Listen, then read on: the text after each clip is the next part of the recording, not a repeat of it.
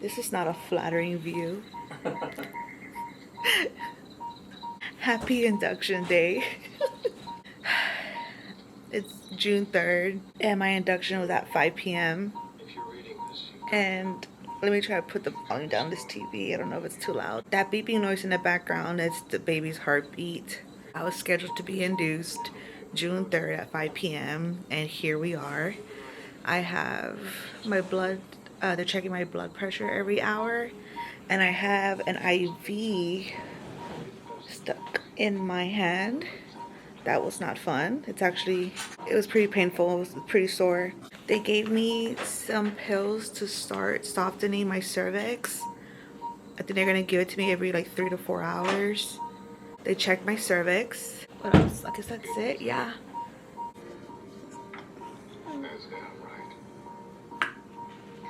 Just a tour of the room.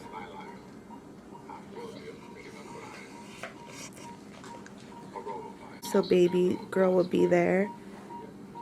And their bathroom's right here.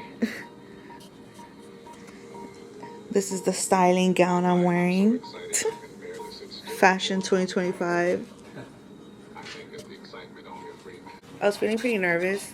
I am feeling pretty nervous actually. I don't know how much I'm gonna be vlogging, but I'm just gonna try. I was feeling pretty nervous all day today. And I was like telling the nurse, like I'm not even, it wasn't the pain that I'm scared of. It's more of like just any complications. And they're like, you gotta think positive, which is true. I can't be thinking negative because I'll just freak myself out. You're stressing on the baby and you. Yeah. I have to be butt naked. I'm not wearing any bra or underwear underneath this gown. Like I'm butt naked, and I'm like, I'm uncomfortable. And I told Carlos I should have waxed. I don't know if it's gonna be a long night. I don't know if it's gonna be an easy night, but like I said before, they are giving me some pills just to soften my cervix, so I don't expect any contractions tonight. I don't know. Like I don't know if that's what that means. Like to soften your cervix, it also means you're going to start contracting too, or I don't know. And I'm just going to rest. It's about to be 7 p.m. and I know they're about to switch nurses right now. I'll see you when I see you. I'll start recording. There you go. Yeah? Uh-huh. Okay, so it's like the night shift nurse already came in and they have me bouncing on the peanut ball. So I'm just doing 8s. So I'm gonna do it for about like 30 minutes just to help. But my blood pressure is going high. They said they're gonna talk to my call my doctor, see if they can prescribe me something. Just keep monitoring it because when I do get pain a little bit later on, that my blood pressure is going to be elevating. Well, it's 150 over 90, and it's been 150 the last 2 times they checked me. That's the status updates. That's all I have. Oh, also, if I were to recommend anybody to splurge on something, like for delivery, is to get a gown. Because they're looking at everything. There's no privacy here. Yeah, I should have been. This is something you don't think about. Yeah. It's like one of those labor gowns where it's like buttons here, and it's like a little tie robe where you can just open it and they have access to your stomach. Because they're looking at your hoo-ha and everything. It's a little embarrassing. You want to show them your bed? Huh? Oh, yeah. Turn around the camera and show them your bed. This is my bed. Oh, got off focus a little bit right there. Is it comfortable? No. Yeah, it is comfortable. It is. It's a twin size bed.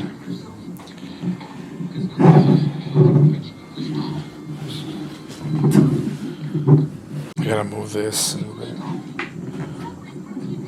Be good for you to settle here. You can turn it off now. Yeah? Yeah, I just want to do an update.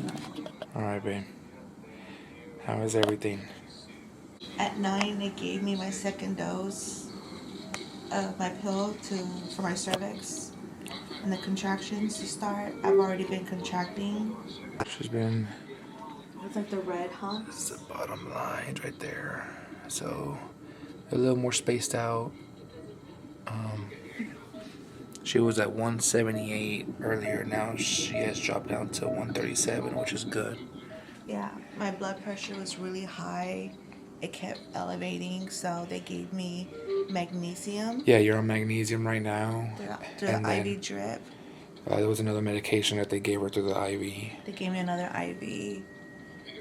They said the second IV is only for emergencies. I don't know what that means, but let's hope we won't need it later. The magnesium is not fun. It feels like you're getting a flu, like you're sick. I'm feeling very tired and hot. I'm having a contraction now. Yep, you actually are having one.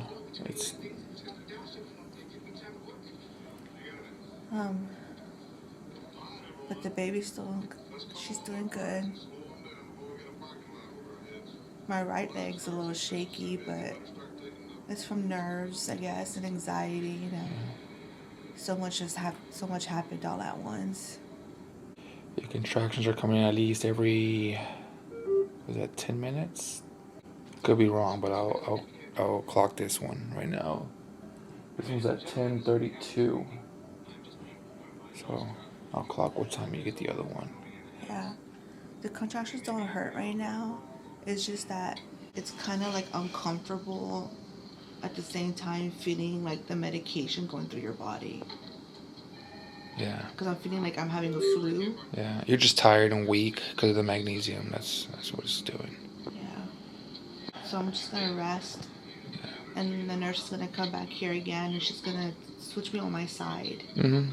Yeah. It's supposed to help, induce. And then I think she's going to give you one more dose because you already did your second dose. Mm-hmm. So you're taking one more dose, probably like around midnight. Yeah. At midnight, I'll take my third, and I think it's my final dose. Yeah, your final dose. It's only 3 doses together. Yeah. And then hopefully you get some Jell-O later on. Oh, yeah. I'm hungry. But I can only have clear liquids, so. But she's going to check my glucose level, my sugar. If it's too high, I guess I won't be able to get Jell-O. Yeah. But I'm eating ice chips, so. I don't want to do this again. No number 2? Mm-mm. She'll be the one and only limited edition. Yeah. So it's going to be a long night. Yeah, it is going to be a long night. But I was getting nervous with all the medications going through my body at once, and I was just like, but I feel better now knowing that the blood pressure went down and the medication's doing what it's supposed to be doing. Are you about to get another contraction now? Yeah, my stomach's tightening up right now. Yeah, that's another one.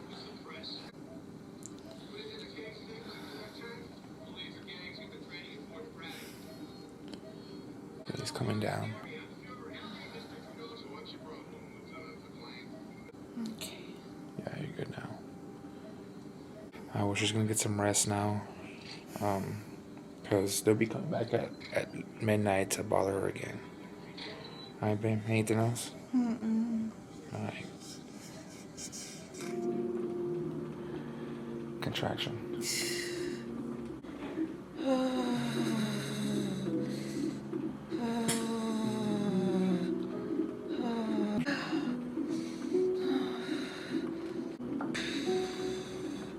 And they're about to give her epidural here in a few minutes.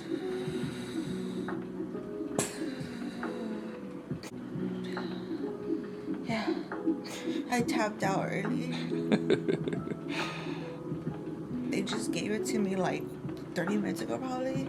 Yeah, they started off with the 2, and now they upped it to 4, so. Yeah. She got scared and she's like, nah. I was like, I'm not gonna Hell make no. it. I was like, give me the epidural now.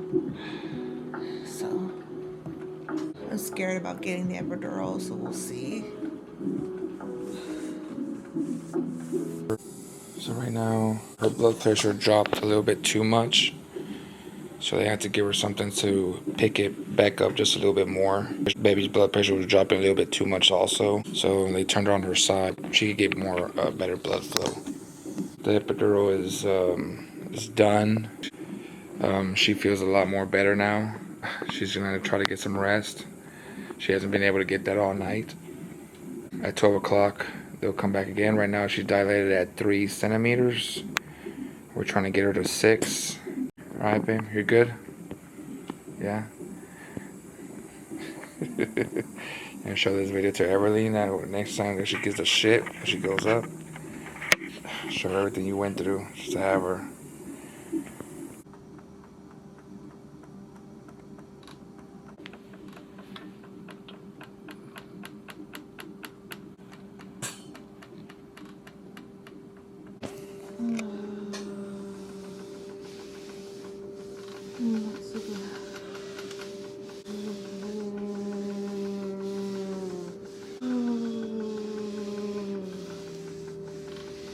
It is a little bit better than sitting down. Huh? It does feel better? Yeah.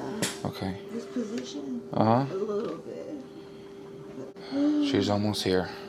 We need to get you at 0 at least for you to give labor. While I am editing my labor and delivery vlog, I'm missing certain days. And that is because I had a complicated delivery. So insert me from the future explaining to you what happened. You just saw me having contractions.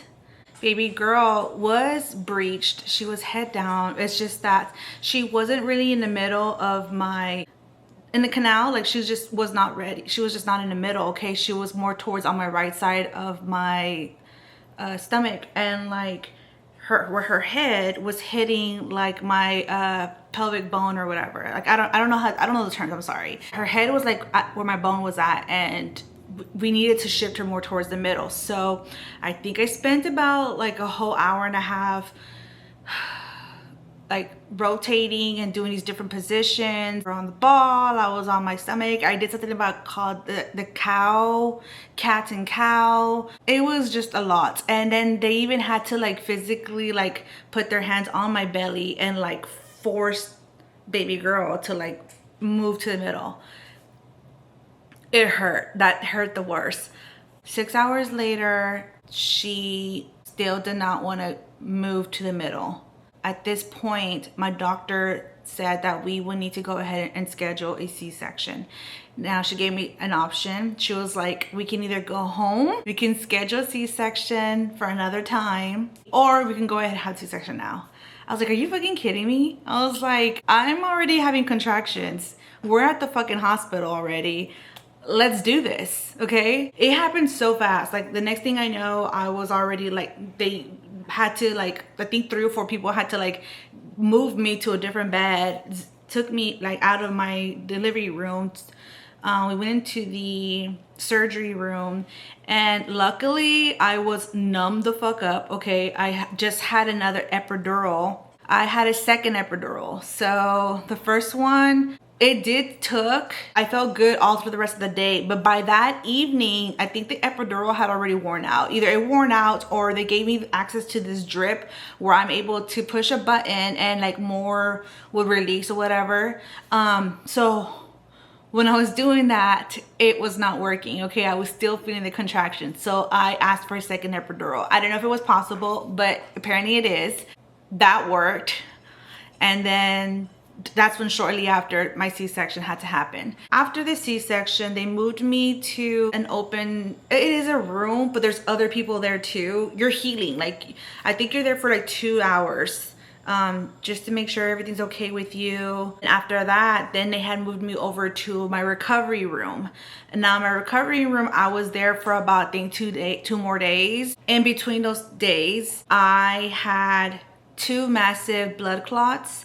They were the size of like a newborn baby's head. They had to ensure that I peed a certain amount of like ounces, I guess. So like when you sit on the toilet, there is already like a little bucket there, I guess, to like measure how much you pee. But that bucket caught my blood clots. Clearly, I had to stay a couple extra days because I was losing a lot of blood. This is probably by day 4 already. Like I am drugged up, okay? I have like magnesium bags. I have like IVs stuck in me. They're giving me a blood transfusion because of how much blood I had lost.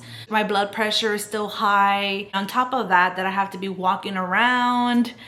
It was a long recovery. Day 5, I was already ready to go home, already up and walking, kind of like feeling better. My doctor comes in and she is wanting to make sure that I just stay another day because my blood pressure is really high. It would not go down. So, and then because of preeclampsia and all that, they really had to take care of me.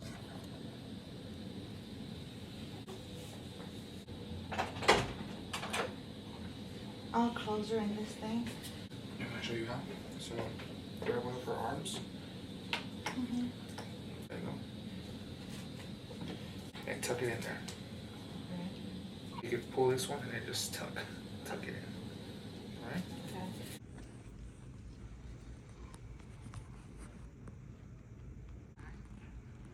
Okay. And also for a beverage, can I get a ginger ale?